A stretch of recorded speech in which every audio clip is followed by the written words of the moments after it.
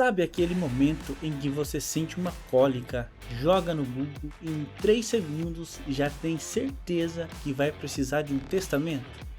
Então, esse episódio é para você.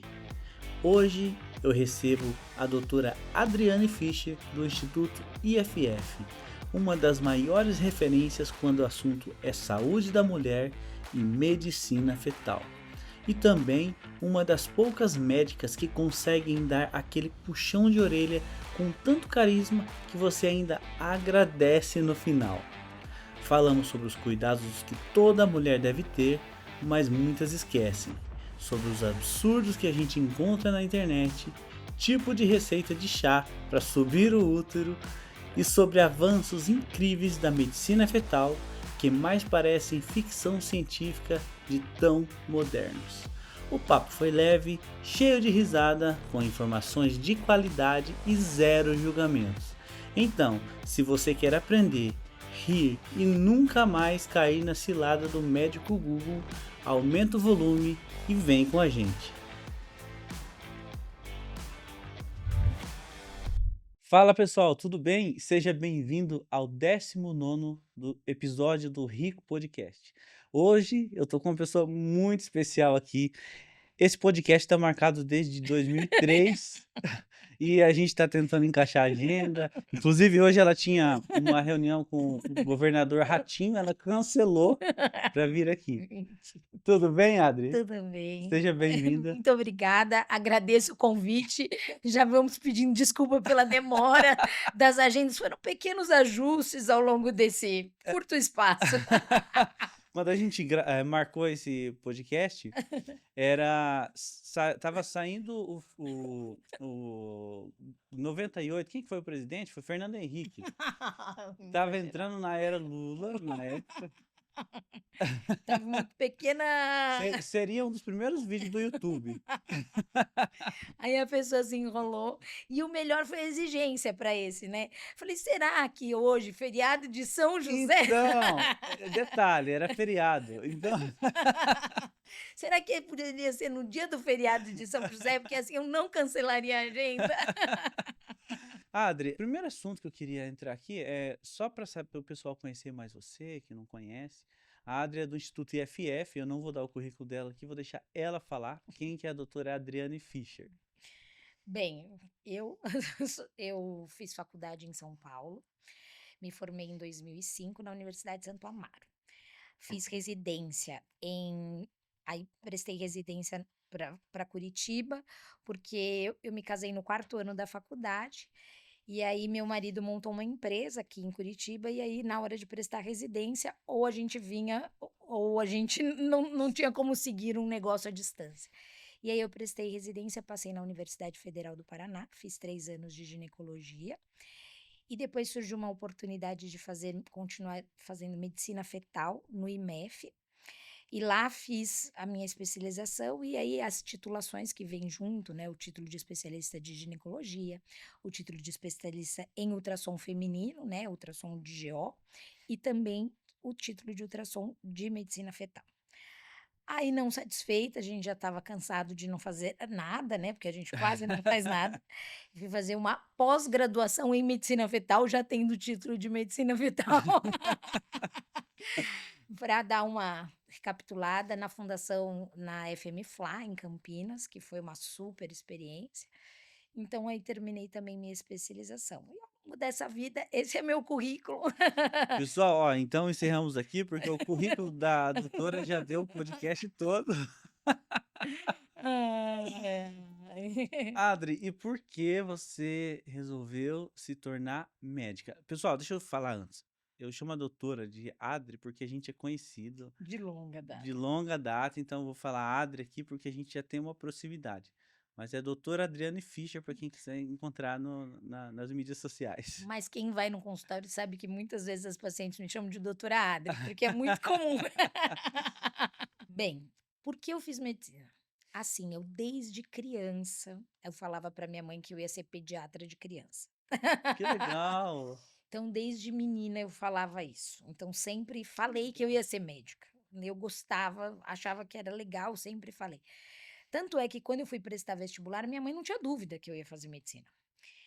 Só que quando eu entrei na faculdade, eu tive assim, um contato com a liga de ginecologia obstetrícia e eu gostava. E a minha bisavó, por uma coincidência, a minha bisavó era parteira. A minha bisavó, por parte, o pai da minha mãe, ela que fez o parto de todos os da minha mãe, de todos os irmãos. Ela tinha minha avó conta que ela tinha, assim, os instrumentos, os fórceps, tudo. Então vai saber se já estava isso arraigado, Sim. e aí durante a faculdade, eu tive a oportunidade de fazer um curso, prestar um curso de liga num hospital em São Paulo, muito conhecido de ginecologia, que é a Casa Maternal, que é o Hospital Leonor Mendes de Barros, e eu fui fazer a liga de ginecologia, de obstetrícia. Então, lá, na verdade, basicamente, a gente fazia um plantão de obstetrícia. Teve um dia num plantão de 24 horas que nasceram 24 crianças. Então lá, eu Meu estava só no Deus. quarto ano da faculdade, então lá eu comecei. Só que eu pensava assim: "Será que eu vou fazer gineco-obstetrícia?" Porque a obstetrícia tem os seus pesos, né, tem as suas coisas. A obstetrícia tem uma dedicação da emergência, do imprevisto, da Sim. fora de hora, mas eu não gostava de outra coisa. Pensei em fazer anestesia, mas eu sempre mas não era a minha cara. Então, e aí, fazendo aquele estágio que eu fiz quarto, quinto ano da faculdade, eu vi que não tinha outro jeito. E realmente eu tenho paixão pela ginecologia. E não ia imaginar que eu ia tratar das crianças, mas dos fetos dentro da barriga Que das legal. mães, que eu não imaginava da onde via essa parte do pediatra. Porque pediatria realmente eu não gostaria de fazer, mas depois da residência. E assim, foi assim a minha paixão pela medicina. Que legal, Adri. E como que é para você trabalhar? Porque deve ser muito legal você ver, você acompanhar o crescimento de uma gestação inteira. Como que é? Então, acho a gestação, eu adoro a gestação, porque eu acho que é uma grande oportunidade. A primeira coisa que mais me chama atenção é o fato de entrar uma paciente, uma mulher, e quando nasce a criança, ela se transforma. Eu vejo todos os dias no meu consultório essa transformação. Uma transformação de pessoa. A pessoa que engravida, ao longo desse processo, e depois, quando nasce uma mãe, nasce uma nova pessoa. E isso eu acho, assim, sensacional de observar, de avaliar. Eu vejo, assim, e durante a gestação, o que que é muito legal? De você poder dar o suporte, porque essa transformação precisa de suporte. Sim, Suporte de como encarar as angústias, de como encarar os medos, de como. E aí, quando você observa, você vê uma mãe que já foi mãe, que você viu passar por isso, ser segundo filho, você já vê uma outra pessoa. É uma mulher. Eu brinco com as pacientes. Eu pego um copo e viro de boca para baixo. É isso que é a maternidade. Ela transforma, ela vira a gente de cabeça para baixo. É outra pessoa. Eu convido as pacientes, as mulheres, a ter a experiência da maternidade, porque ela é única. É um amor que dói, né? Quando você tem um filho, é um amor que chega a doer, você não consegue. E eu me lembro quando eu tive a minha primeira filha, a minha filha, né? Quando nasceu, a sensação assim, e agora? Não volta para trás. Eu preciso estar viva para dar conta desse ser, sim, mas vai é para o mundo. verdade. É doido, então. Adri, engraçado, você me fez voltar uma memória que só a Andri sabe, né? Quando, porque você que fez o parto do Theo, né? Então, um dia antes eu brincava com a Andrea, eu falava assim: "Não dá pra voltar pra trás?" Não dá. Só pra eu brincar, pra mexer com a cabeça dela.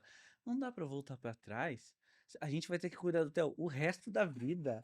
Eu falava: "Não tem como mais." Não. E você sabe que isso é engraçado, porque eu penso assim, eu tinha a sensação, assim, quando, né, agora nasceu, eu falo às vezes para paciente: "Eu queria qual a via de parto que você gostaria?" Bem, eu gostaria nem do parto normal, nem do parto cesárea, dormir e acordar com o bebê no colo. Tem uma terceira via? Mas por quê? Porque é essa angústia, o passar, o viver isso. Então isso da minha profissão, né, respondendo a sua pergunta, eu acho que é muito rico. E há, assim, a oportunidade de ver o bebê crescendo, de ver o paciente, o feto se transformando, essa riqueza, né, que hoje a tecnologia da fetal nos dá para a gente conseguir ver detalhes e curtindo tudo isso com as pacientes, vivendo a família, então eu acho muito rico. Adri, e a ansiedade, o quanto ela atrapalha numa gestação até o final, até o parto? A ansiedade hoje, que eu a considero o mal do século, considerando eu também uma pessoa ansiosa, mas graças a Deus tratada, fazendo todos os meus empenhos, por isso a gente trata, né. Mas eu acho que a ansiedade é muito ruim. No que sentido? Eu vejo assim, de passar o que que a ansiedade faz? Ela tem aquele sentimento premonitório de ficar sofrendo por antecipação, que é a antecipação. Sim, O que que acontece? A pessoa não consegue viver aquele momento.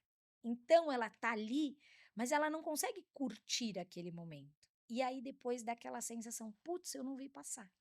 Isso é muito clássico. Então, primeira coisa, deixar de viver o momento. Segundo, sofrer demasiadamente por uma situação que não precisaria sofrer. Isso faz a coisa ficar aumenta as dores fica mais dolorida, porque contrai o músculo, tô ansiosa, contrai, sim, aumenta, fica mais menos agradável. Eu sempre falo, gestação não é um processo indolor, é um processo que vai ter suas dores, seus desconfortos, não tem como formar um ser dentro de você tão complexo e você não sentir nenhuma transformação. sim. Vai. Mas parece e a gente vê também pelo resultado. Eu olho na ponta de lá. Você pega um paciente muito ansioso e um paciente pouco ansioso, pode passar pelo mesmo processo. O resultado do menos ansioso é muito melhor do que o ansioso. Entendi. Parece assim, as cirurgias das pessoas mais ansiosas complicam mais, sangram mais. É como se fosse é como se é igual a lei da atração, parece. Parece que quanto mais você pensa, mais você puxa. Exatamente. E assim, a gente tenta explicar fisiologicamente, mas é claro, quando você é mais ansioso, você tem mais hormônio de estresse envolvido, mais Sim, cortisol.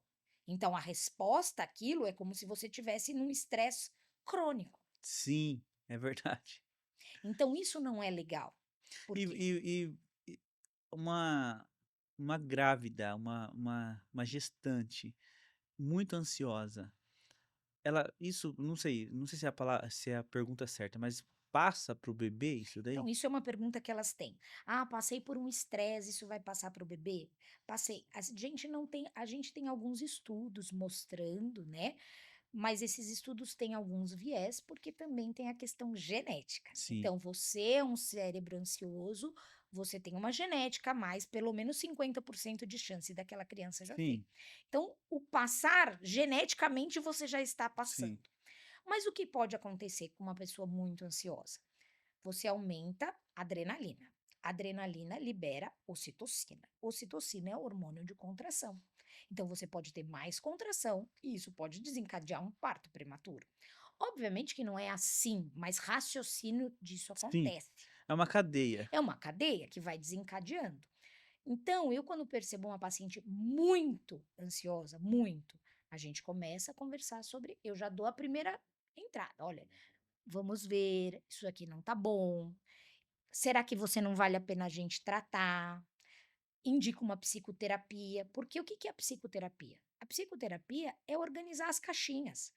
Assim, tudo bem, funciona ansioso, mas eu reconheço, nessa hora eu tenho que parar e respirar. Eu vou organizar meus pensamentos. Eu vou organizar os meus sentimentos. Como que eu vou lidar? Por isso que eu acho que a psicoterapia ajuda também. Mas às vezes tem que intervir com medicação mesmo, porque tá faltando química que controle essa ansiedade a mais, Entendi. entendeu? Tá faltando serotonina na fenda. Essa que é Sim. então eu preciso dar, às vezes, uma medicação. E existe medicação segura.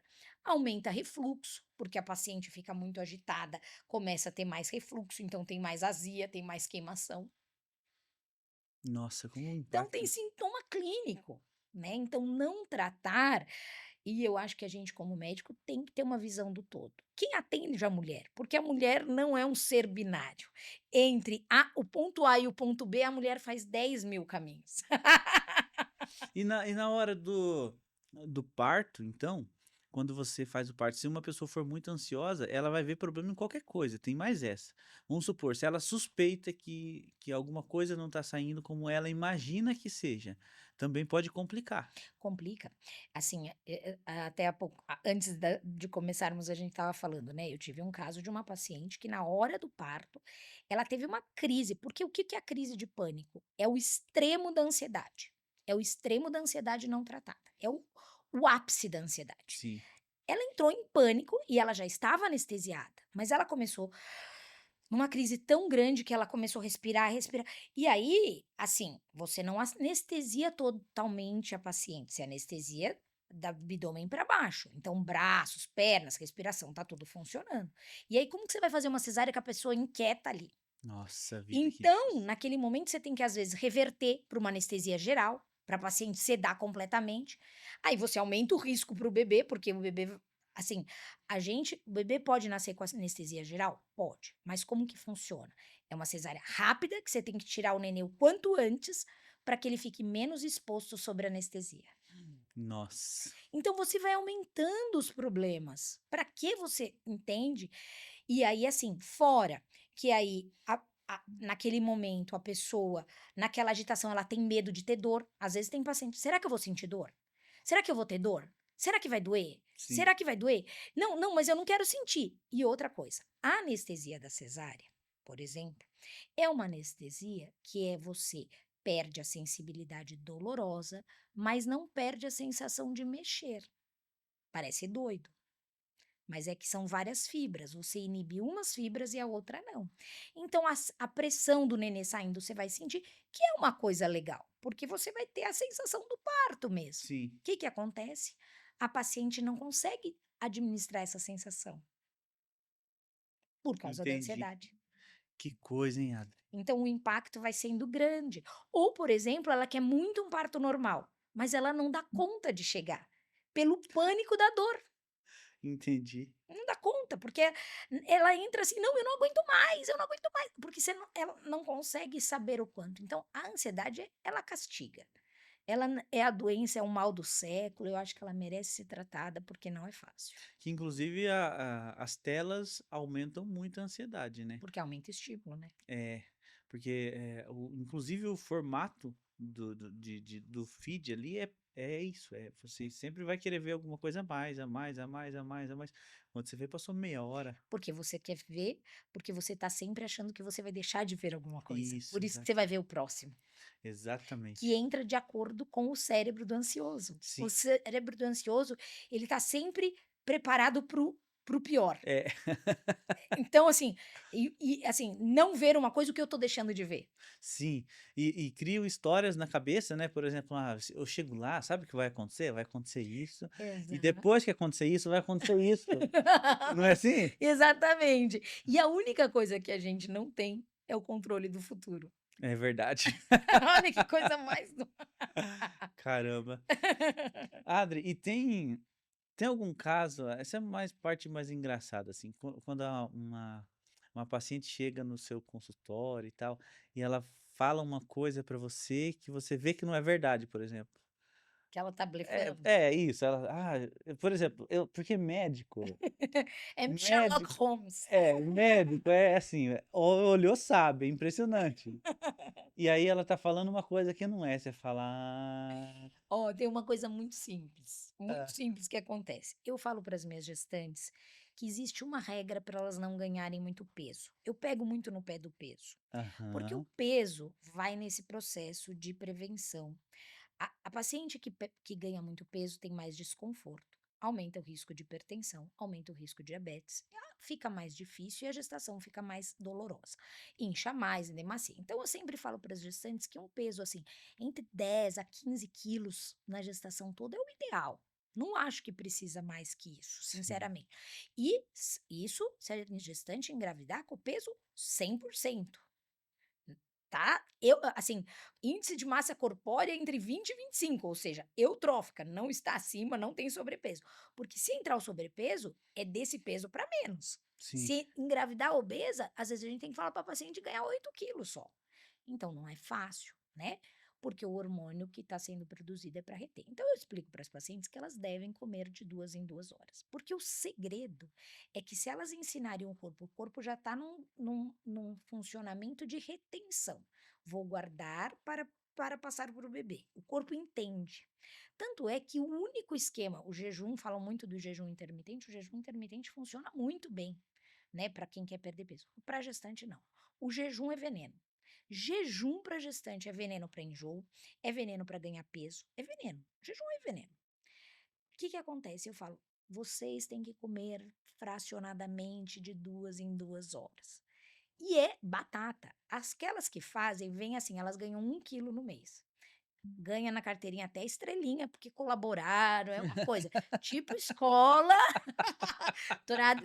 estimula quem é meu paciente, está ouvindo, sabe que é assim que funciona. O que que acontece? Aí elas falam assim, ó. Isso é legal, hein? Não, é um estímulo. A gente não vive de Isso é estímulo. muito legal. Aí, o que que acontece? Elas vêm e falam assim: "Não, eu comi de 2 em 2 horas". Aí, primeiro o peso já vem assim, 4 quilos em um mês. Aí eu já conversei e falo: "É, então assim, que hora você tomou café?". "Não, eu tomei às 8. E aí eu almocei". "Ah, então você tomou café às 8 e almoçou meio-dia? Então das 8 ao meio-dia não deram 2 horas". Essa conta não fecha. Eu pego no pulo. Então assim, ó, é pá! Aí você já Verdade. eu brinco que o médico é meio Sherlock Holmes. Você tem que você olha por trás das entrelinhas. Adri, mas é um olhar clínico mesmo, assim, você olha e você sabe, é impressionante. É que assim, é uma base, né, você tem uma base muito grande de conhecimento. E É a experiência de ver muitas pacientes. Então, assim, quando você vai vendo, assim, você vai atendendo muita gente e certas coisas, certos comportamentos, certos sintomas clínicos se repetem.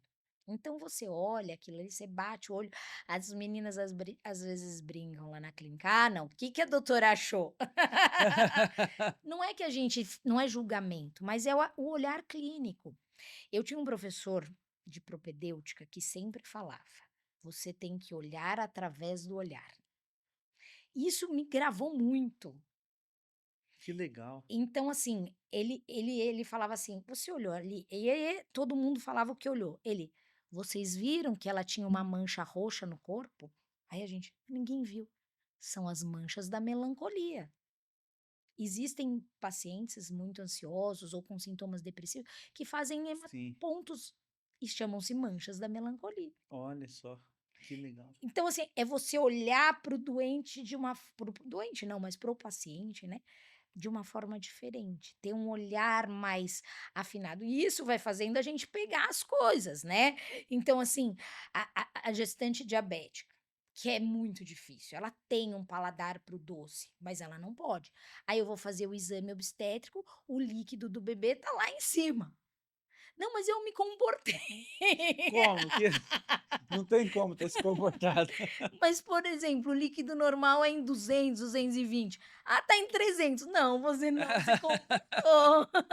Verdade. Entendeu? Então, assim, a gente acaba vendo essas pequenas coisas e eu acredito muito que são as pequenas atitudes diárias e persistentes que fazem a diferença. Não é um dia ou outro pontual, mas se, por exemplo, por isso que eu pego no pé disso, porque explicar para a paciente tudo que ela tem que comer, fazer uma dieta, tal, mas se ela aprender isso e incorporar, lembrar, por exemplo, o enjoo do primeiro trimestre, a paciente que come de 2 em 2 horas é um dos tratamentos escritos. Tem que não fazer jejum mais que 2 horas que desencadeia enjoo, Olha só, entendeu? Por que que de manhã é ruim? Por que que de manhã tem mais enjoo? Porque ela passou a noite inteira sem comer, entendi. entendeu? Olha só. Então são coisas, são detalhes, né? Adri, e o doutor Google? O doutor Google eu respiro. Você é uma pessoa que me faz ter que aceitar a tecnologia. Você sabe que a nossa amizade começou eu contra a tecnologia e você insistindo na tecnologia. Você lembra que nem Facebook eu tinha, É foi você que verdade, fez o meu primeiro Facebook. é verdade. Mas vamos lá. O que eu acho do doutor Google é assim, é bom ter esta informação rápida, para uma emergência, pra coisa, mas tem um problema. A informação correta, a mais atualizada e a e o de uma linguagem leiga e às vezes incorreta, tá tudo junto. E o destrinchar isso para paciente é muito difícil.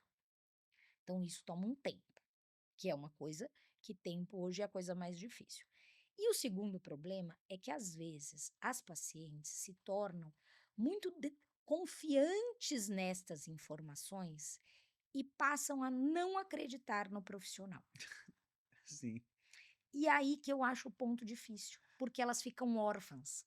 sim, Elas ficam atirando para todos quanto é lado e elas não seguem ninguém. E isso é ruim. Talvez esse para mim seja o maior, assim, o maior ponto. Eu não tenho, assim, a pretensão de falar assim: "Olha, realmente esse ponto eu não sei. Vou dar uma lida, quero dar uma olhada melhor. Ah, mas eu li no tal, tal, tal, tal". E outra coisa, muitas coisas que estão na crista da onda, tem que ver o quanto que é verdade. Tem que ver como que é a nossa base de conhecimento. Literatura científica. Literatura científica é classificada em revista A, B, sim, C, D. claro. A revista de maior nível, de maior, assim, de maior embasamento, de maior confiança é um nível A. É difícil publicar um artigo ali. Sim, Tem que afastar o viés, tem que. sim. Então, aí que eu acho difícil. Então, nós como agência aqui, você sabe que eu trabalho com marketing, então funciona assim. Talvez alguém que não saiba, de repente alguém que está assistindo e pesquisa muito na internet, funciona assim, ó. Se eu tenho um site ou um blog, eu que não entendo absolutamente nada de medicina, não sou especialista em nada, eu posso pegar algumas informações na internet e falar: olha, eu vou criar aqui uma matéria para que o Google ele entenda, eu crio baseado no que o Google exige para que o meu site suba e fica na primeira página. Na primeira página, eu vou rentabilizar com isso. Ou seja, o comprometimento que eu tenho com a fidelidade das informações não importa. Importa é quanto eu vou ganhar de clique. Quanto que as pessoas vão acessar ali? Exatamente, o quantos acessos eu terei. Então, isso acontece muito. Então, tem muitos sites que são feitos genericamente, que tem uma base de conhecimento muito rasa, que talvez pesquisou e pesquisou errado e tem essas informações. E a pessoa vai consumir e ela consome, e talvez nem tá tão errado, mas tá tão rasa que se confunde. Porque se você pesquisar no Google, um dedinho inchado pode ser que eu bati na parede ou pode ser um câncer, tanto faz. Para o Google não importa, tá E ali. e as doenças, a mesma doença, por exemplo, a mesma doença tem vários sinais e sintomas que fazem parte dessa, daquela e daquela outra Sim, doença. sim, Só que se você vai pelo sintoma, você vai achar todas essas causas. sim, exatamente. E aí como você vai tirar a base? Por exemplo, no consultório, a gente colhe o Papa Nicolau. Aí vem o resultado para mim. Todos os resultados são passados para mim para ver o resultado. Quando dá algum resultado alterado, a paciente sabe que ela vai ser convocada. Eu só deixo a secretária convocar um dia antes, para não dar muito tempo delas entrarem em pânico. De E preferência, 11 horas da noite vai chegar uma mensagem no WhatsApp falando: olha, amanhã compareça às 7 da manhã. porque aí se ela perder só uma noite de sono e jamais anúncio de sexta-feira. Não, sexta-feira, sábado e domingo não pode.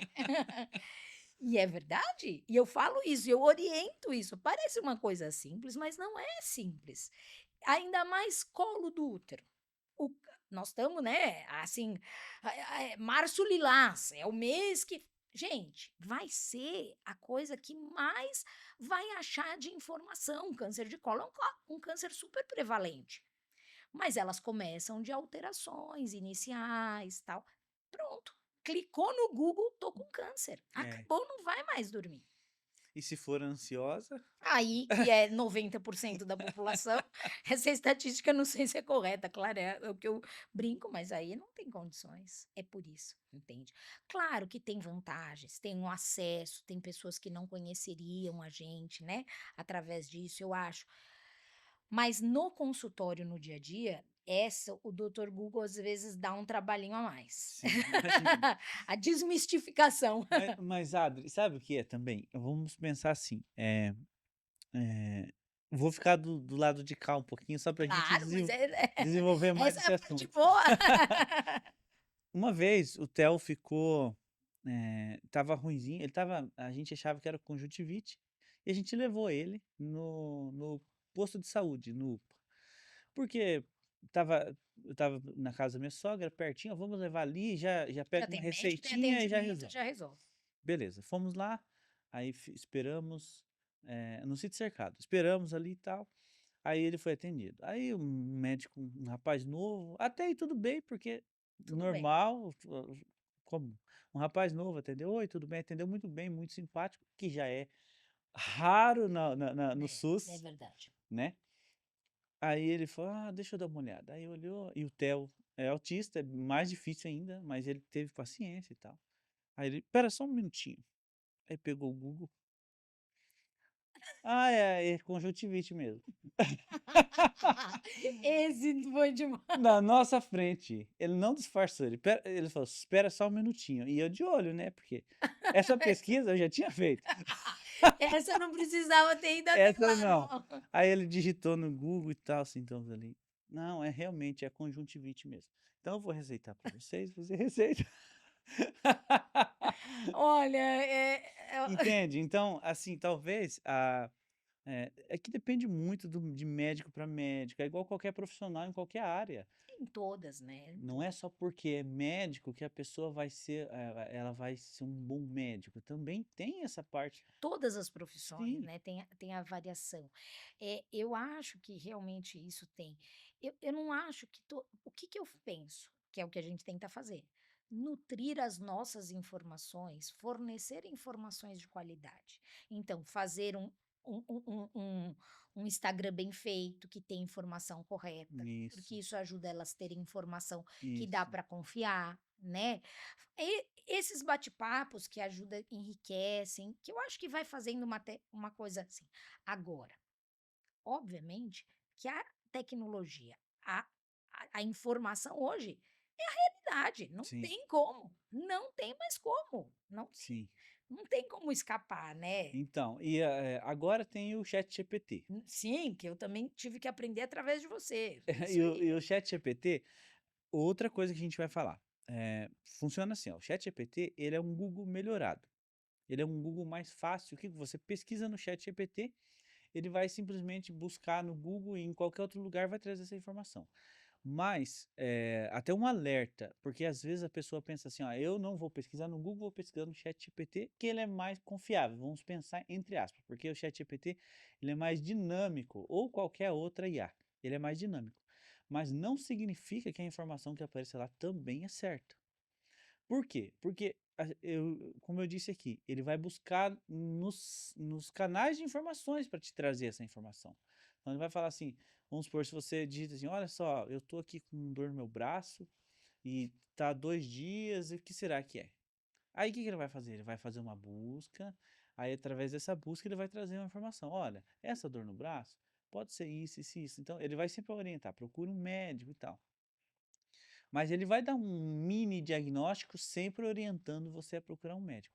Não significa que essa informação também é correta, Com certeza, com entende? certeza. Então, é diferente por exemplo, do trabalho que a gente faz.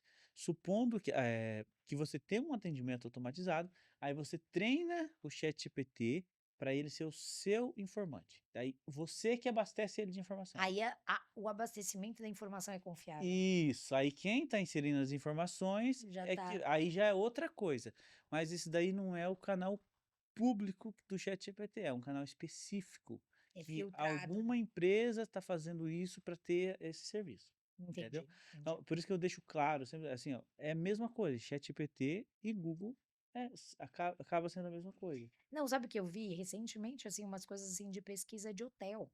Você pesquisa hotel pelo ChatGPT, assim, indica, não é tão bom como aquele site do TripAdvisor, por Sim, exemplo.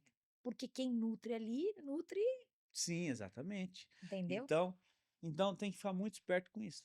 É E na área verdade. da medicina a gente tá falando de saúde, né. Não, e a área da medicina eu vejo assim, porque tem coisas agora, tem artigos que você tem que se basear para ler, tem coisas que tem muitos assuntos que dão vieses, né. Então, por exemplo, recentemente foi falado que o Mirena, que é o Dilmedicado, causa câncer de mama.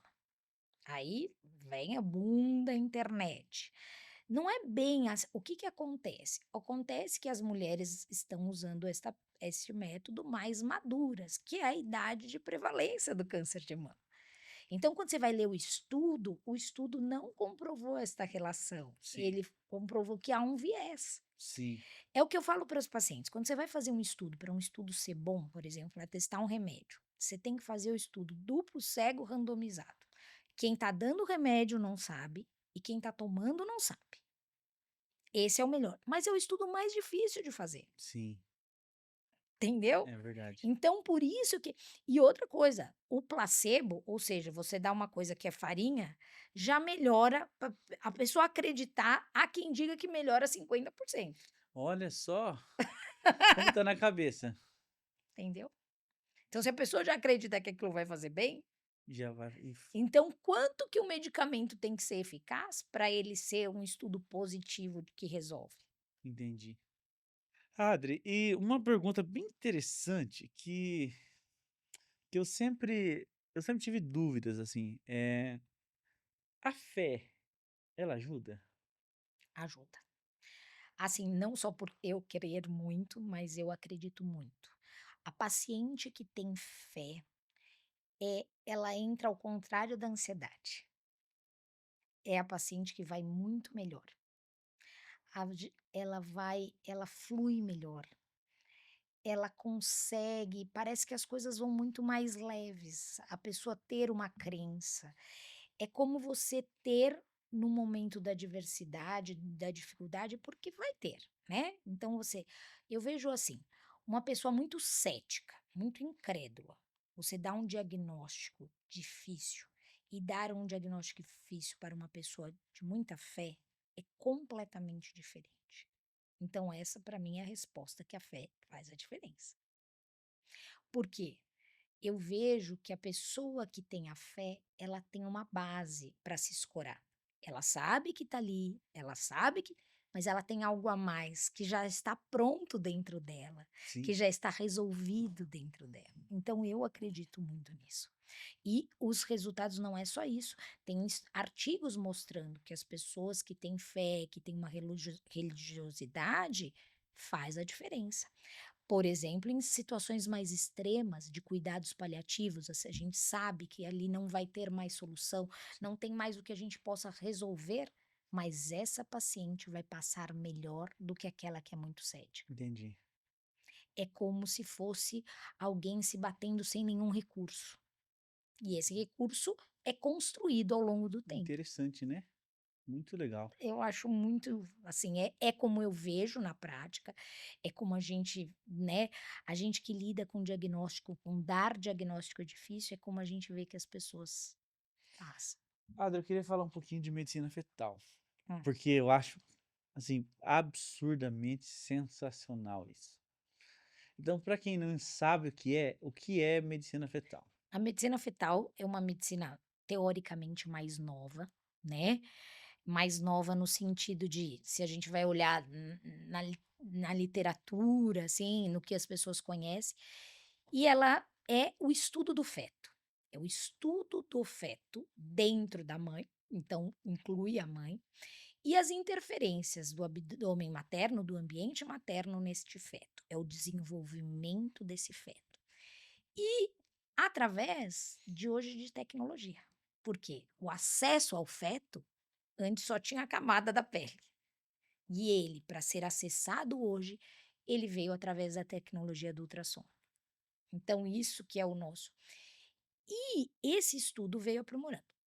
a gente acredita que o nosso pai, o grande inovador da medicina fetal é o professor Kyprios Nicolaides, né, que é que tem a fundação dele em Londres, que eu tive a oportunidade, assim, maravilhosa de conhecer, de Que legal. frequentar, de estar com ele, de participar de uma mesa junto aos meus amigos, o professor Renato Ximenes, a doutora Alexandra, assim, foi um ambiente maravilhoso. E conhecer, ele é o desbravador, ele é o grande, ele entendeu, se você vê as fotos do professor Kyprios vendo o feto, as imagens, você não acredita que a gente achava que aquilo era uma imagem. Né, eh, assim, imagine que tinham a doutora Alexandra trabalhou em ultrassom, por exemplo, de 2 telas, de 2 que eles falam de 2 cabeças, então assim, é um Aham. negócio então a tecnologia, a medicina fetal vem disso. Isso por que estudar o feto? Porque tem situações que a gente consegue ver dentro da barriga que a gente não veria. Não ter a surpresa de nascer um bebê que não se sabia de nada, de não se saber diagnósticos e a intervenção de algumas patologias que podem ser feitas através da medicina fetal. Isso é fenomenal. E aí é uma seara grande. Nossa, fala, É assim, a conta, cirurgia fetal conta, porque essa parte é sensacional. então assim, a cirurgia fetal, o acesso à cirurgia fetal é aquilo que pode se intervir durante, dentro da barriga, que promove uma mudança no resultado final. Então, uma das primeiras coisas foi a anemia fetal. A anemia fetal acontece quando o sangue da mãe e o sangue do bebê são incompatíveis.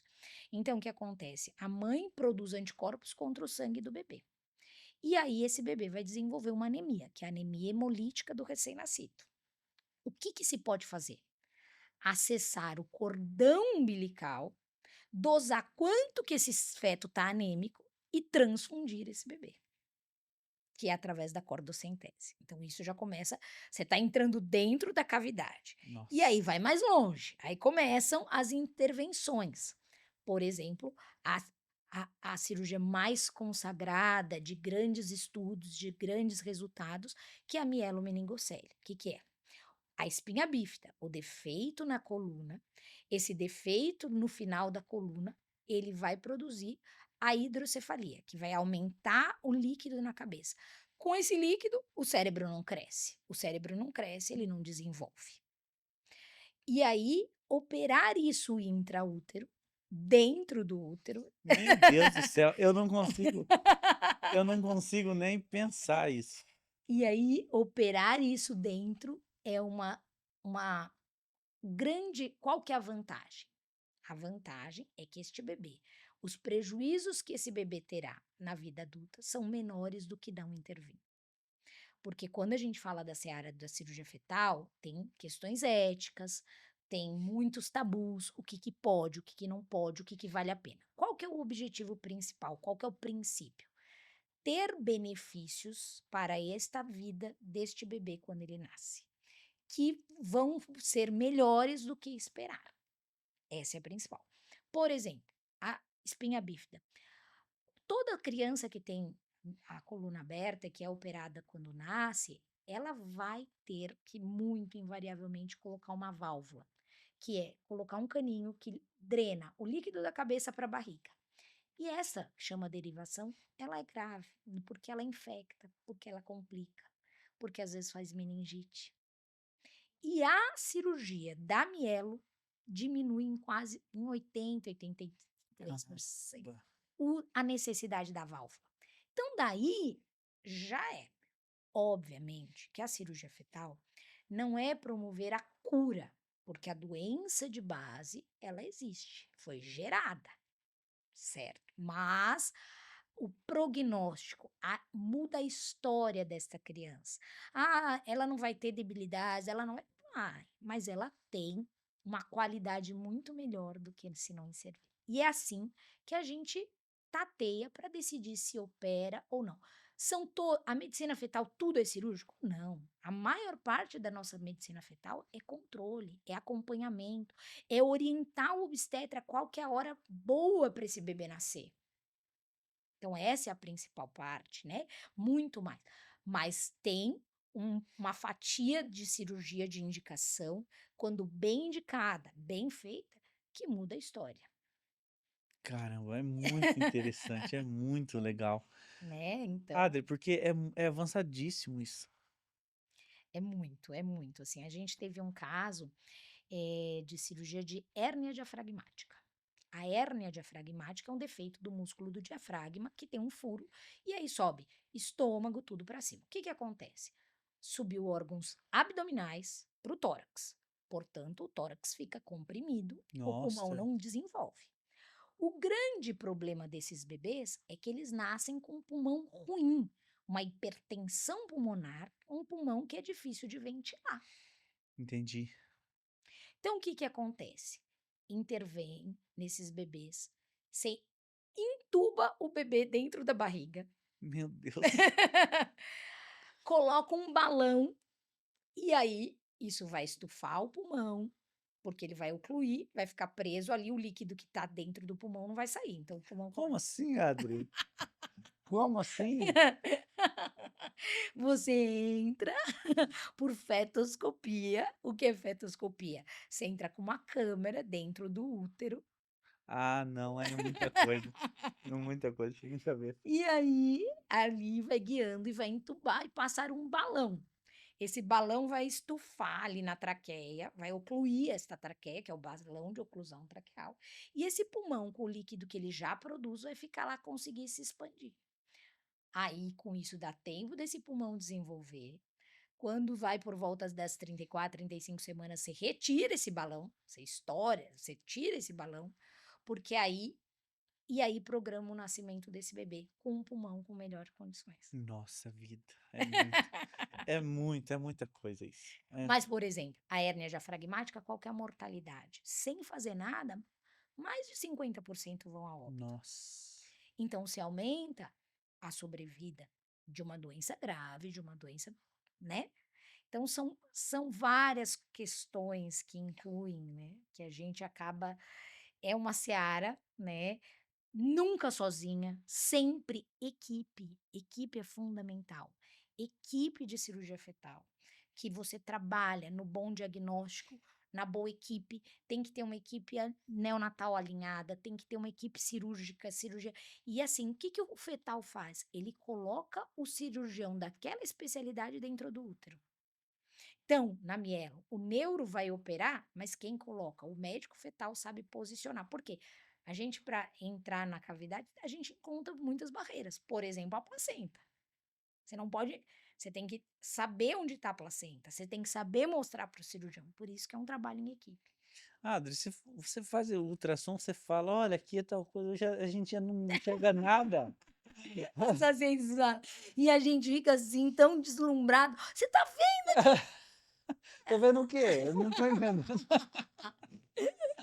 Então, eu acreditava porque você estava falando, mas ver mesmo, ver, Revelação, né? não via nada. É verdade, eu vejo às vezes que é paciente e a gente vai aprendendo nesse processo que eu acho maravilhoso de poder fazer o exame ultrassonográfico dinâmico, conversando com a paciente, entendendo o que eles são capazes de ver. E a gestação vai transformando a ponto que no final a mãe já está vendo muito mais, né? Então isso é muito legal. Isso é. Legal. É. E a tecnologia, né? Aparelho bom, vai, a coisa só vai. Sim, Precisa de tecnologia, não sim. tem jeito. Medicina fetal sem tecnologia é muito, Nossa, e é um momento muito difícil para a mãe e para o pai, né, muito. essa fase. E como que é, Adri, a decisão? Por exemplo, você fez um diagnóstico. Como que é, qual o tempo que essa pessoa, que os pais têm para definir isso? Existe um tempo? Como é que Então, é? esse é o problema, né, tem várias coisas, tem períodos para fazer cirurgia fetal, por exemplo, primeiro fazer o diagnóstico, segundo, a família absorver aquele diagnóstico, porque também não é um processo fácil.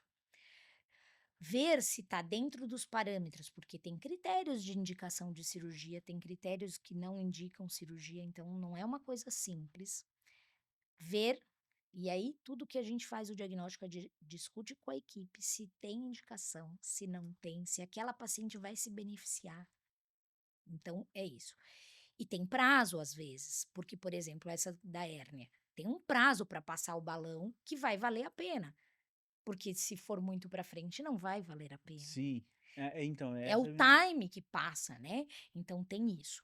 Outra coisa, a gente sempre que olha um bebê, a gente tem que pensar o que está acontecendo que levou àquela alteração. E aí vão os diagnósticos.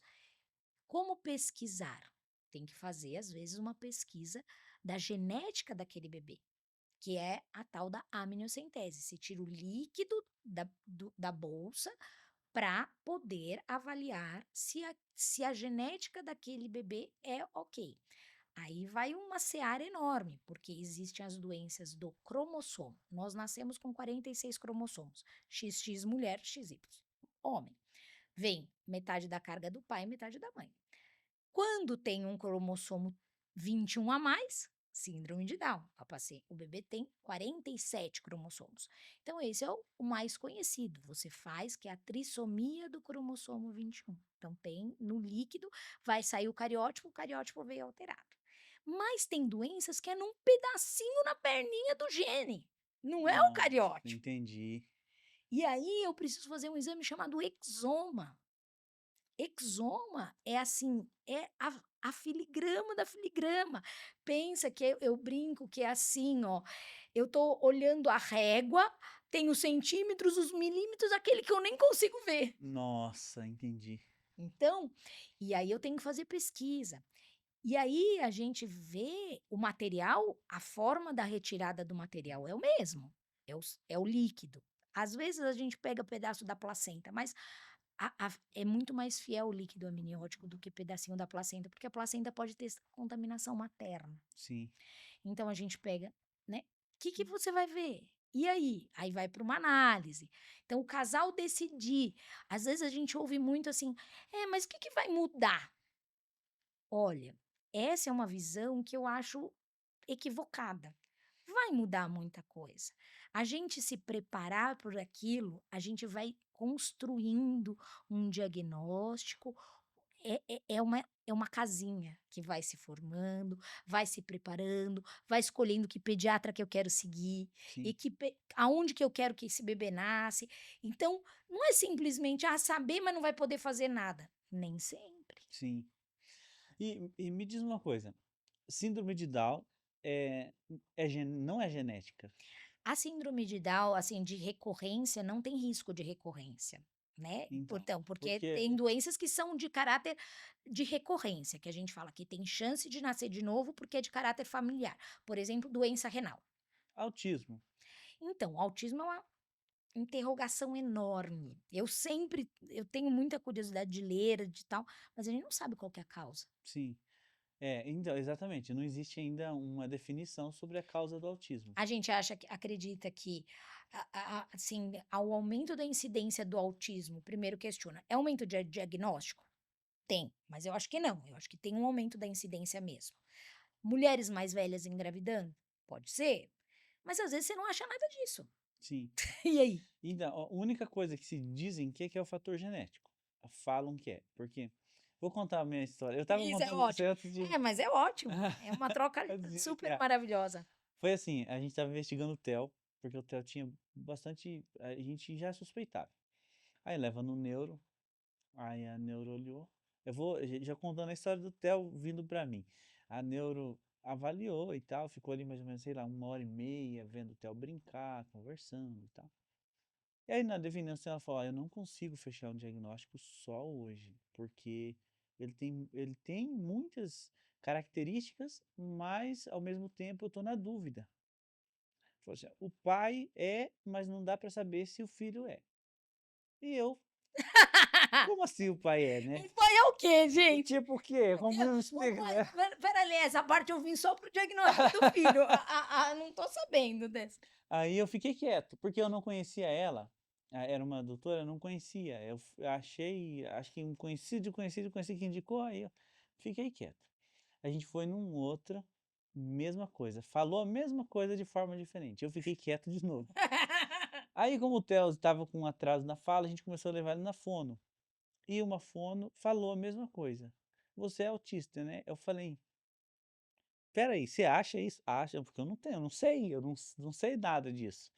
E aí tá. Daí quando a gente foi na doutora Benaia, que você nos indicou, aí ela falou: "Não, eu não vou te dar aqui o laudo, porque eu tenho sua criança, mas procura a doutora tal, tal, tal, Tem critérios, né. então tá fechado". Ok. Tanto depois eu gravei um podcast com ela aqui, e aí, descobri assim, e ela também fechou o diagnóstico do Theo. Então a gente sabe que ela, segundo ela, é uma genética, geralmente vai passar, pode ser que não, mas se for, é porque o pai ou talvez o avô, alguém é. Existe Que vai passando uma uma cadeia. ramificação ali que vai chegar até a pessoa, o autista. Por isso que eu te perguntei, porque, no caso de quem é síndrome de Down, como que é? Então, na verdade, a síndrome de Down tem a ver com a divisão do óvulo, por isso que ela tem a ver com a idade. O professor Nicolaides, que mais estudou, ele faz o cálculo de risco. A gente, por exemplo, o risco de uma criança ter Down. Quando você faz o exame, a medida da translucência no cálculo, ele, qual foi o grande estudo dele? Que quando a medida da translucência no cálculo esteja aumentada, isso aumenta a chance daquele bebê ter Down. Tá, e por que isso? E assim, né, daí aonde vem. O que que são os fatores de riscos nesse caso? A idade, porque quando eu clivo o óvulo, que eu carrego a metade da carga de um, metade da carga do outro, o óvulo envelhecido, ele não consegue dividir no meio o material genético. E aí vai um cromossomo a mais. Entendi. Por isso que o fator idade, porque é uma doença cromossômica. Agora, uma doença genética é aquela carga que vai Sim. carregando. E Por isso que o Down tem essa diferença. e tem algum comportamento que causa, assim, um hábito, a forma de você viver a vida, seus costumes, o que você come, Então, por a exemplo, tem falta de doença atividade é física? assim, ó, tem coisas, por exemplo, tem uma doença chamada gastrosquise, que é uma doença fetal que o intestino fica para fora da barriga. É gerado com as alças intestinais para fora. Nossa, Qual que é a causa da foi inclusive o meu trabalho de conclusão da pós-graduação. que legal. E aqui como que você sabe disso? E aí você vai ler a causa. Eles hoje acham que tem pequenos pedaços de gene chamado SNPs, que são fraçõezinhas do gene que talvez estejam relacionadas com a gastrosquise. Mas na gastrosquise tem uma incidência forte em paciente jovem, paciente magra, é um perfil parece, e tem um grande amigo que fez mestrado e doutorado que ele fez uma investigação no estado inteiro dos casos de gastrosquise do estado de São Paulo. E talvez tenha alguma relação com agrotóxico, porque o aumento da incidência no estado de São Paulo foi nas áreas rurais. Entendi. Então, essa questão de causa e efeito é difícil da gente saber. Sim, Mas, por exemplo, na mielomeningocele tem. É defeito de ácido fólico. É deficiência do ácido fólico. Porque a gente toma o ácido fólico, mas tem um grupo de pacientes que tem uma mutação na absorção da enzima que absorve. Por isso que hoje se fala de tomar metilfolato, porque o metilfolato já é a forma ativa do ácido fólico. entendi, E tem um grupo genético de bastante que tem famílias que têm deficiência dessa enzima. entendi. Então não Então, basta só tomar, tem que saber se está sendo absorvida. exatamente. Então são fatores que são aquilo que a gente fala que é genético, que tem o risco de recorrência. Tem os fatores que são externos ambientais que também interferem, entendeu? Recentemente, eu ouvi uma psiquiatra que eu admiro muito, ela falou o seguinte, que já se sabe que para o TDAH, transtorno do déficit de atenção e hiperatividade, um fator maior é a mãe fumar na gestação. Olha só,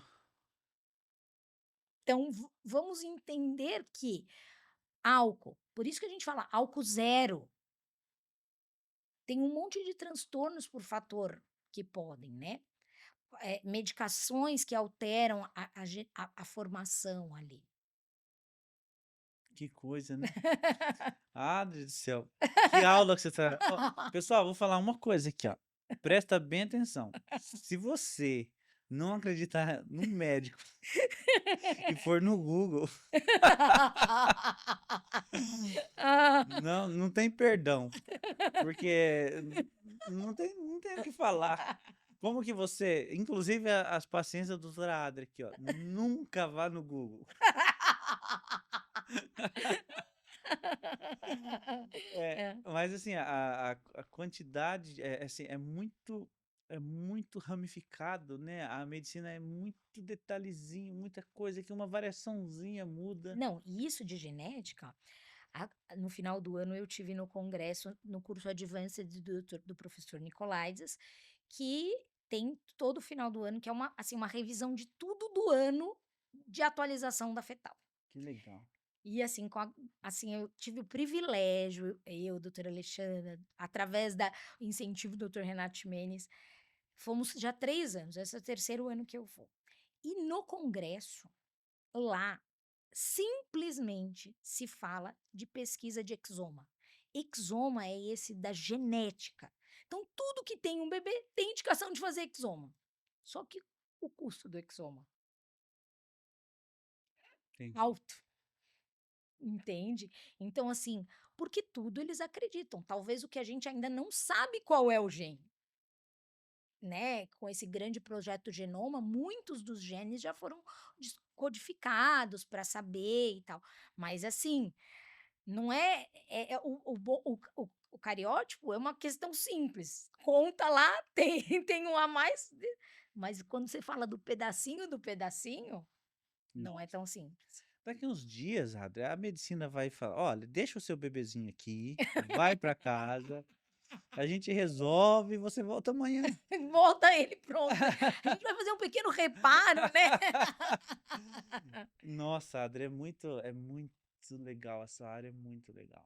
É rica, né? E assim, e precisa estar sempre estudando, não adianta.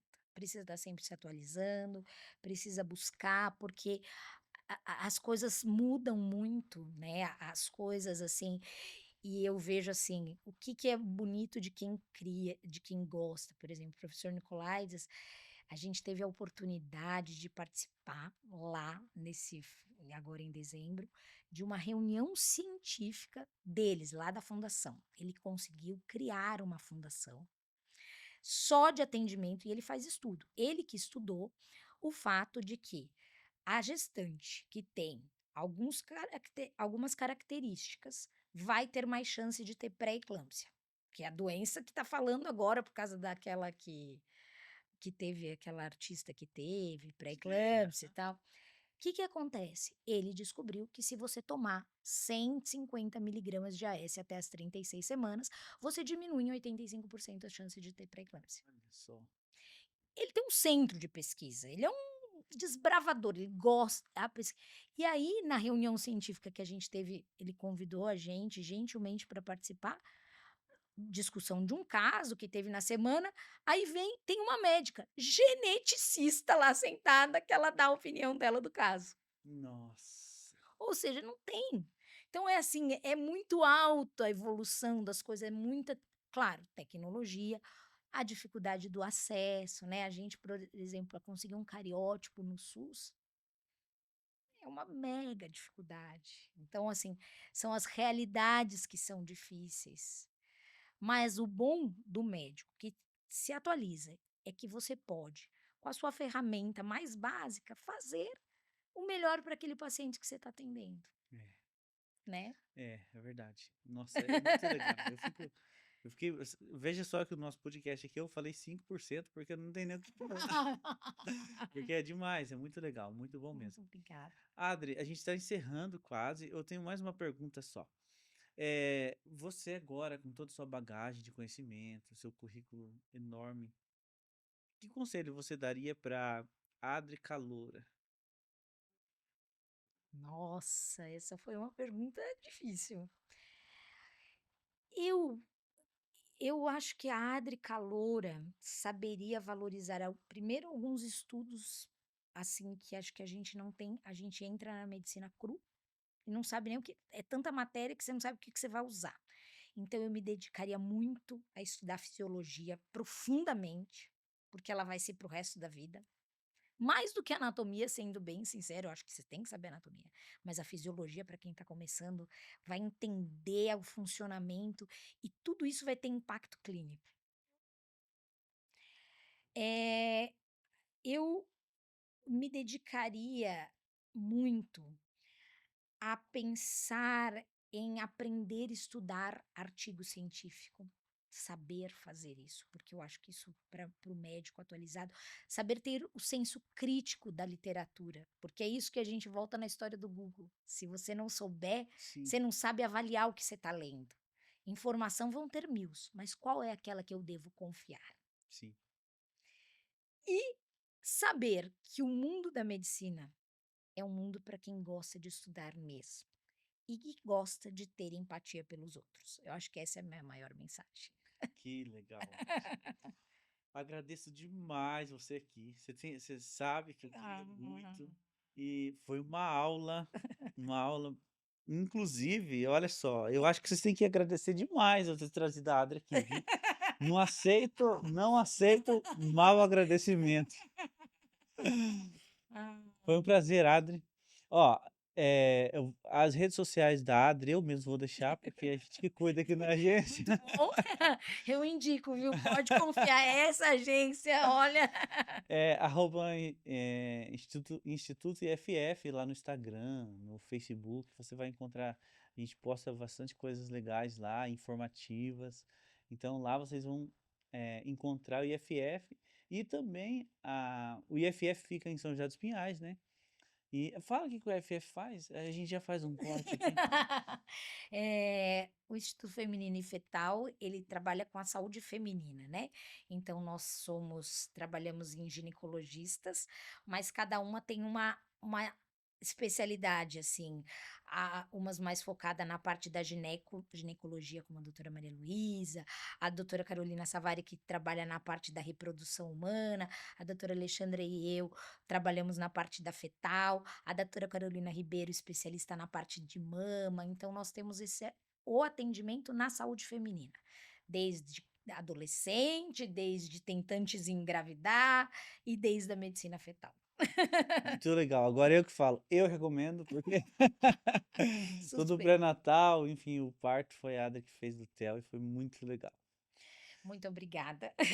Eu agradeço de novo e foi um prazer ter você aqui. Muito obrigada mais uma vez. Valeu, pessoal.